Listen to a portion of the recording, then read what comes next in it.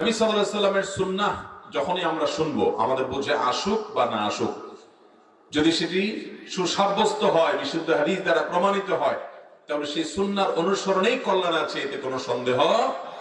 সাহাবায়ে কেরাম নবী সাল্লাল্লাহু আলাইহি সাল্লামের সুন্নাহ পেলে আর কোনো যুক্তি, কোনো তর্ক, কোনো লজিক আর খুঁজতে চেষ্টা করতেন না। এজন্যই তারা সফলতার চূড়ান্ত শিখরে পৌঁছে গিয়েছিলেন।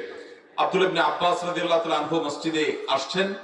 নবী করিম সাল্লাল্লাহু আলাইহি সাল্লাম মসজিদের বাইরে কিছু মানুষের এলোমেলো দেখে বলছিলেন যে, যেখানে আসো বসে পড়ো। খুতবা চলছিল। তখন আব্দুল্লাহ ইবনে মাসউদ রাদিয়াল্লাহু তাআলা আনহু মসজিদে প্রবেশের সময় সিঁড়ি বা এরকম কোন একটা জায়গায় ছিলেন, এখনো পুরোপুরি প্রবেশ করতে পারেননি। নবী সাল্লাল্লাহু আলাইহি সাল্লামের এই কথা শুনে তিনি ওই জায়গায় বসে পড়েছেন, ওই অবস্থায়, অথচ ওইটা বসার জায়গা ছিল না, বসার মতো পরিবেশ ছিল না সেখানে। তখন নবী করিম সাল্লাল্লাহু আলাইহি সাল্লাম তাকে ডেকে বলেছেন যে, এই জায়গা আপনাকে বসতে বলি নাই, এটা অন্যদেরকে আমি মিন করেছি, আপনি উঠে এসে জায়গা মতো বসেন।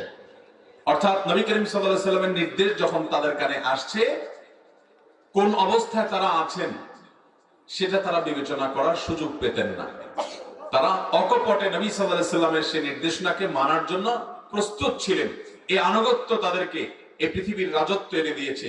এই আনুগত্য তাদেরকে গোটা দুনিয়ার